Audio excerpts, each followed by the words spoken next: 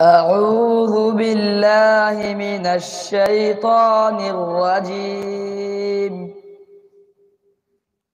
بسم الله الرحمن الرحيم.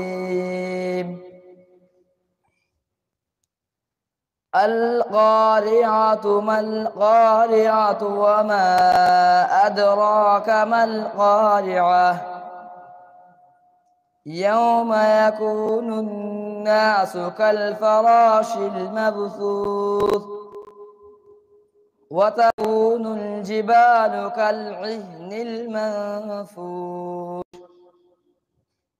فأما من ثقلت موازينه فهو في عيشة راضية وأما من خفت موازينه فأمه هاوية وما أدراك ما هي نار حامية.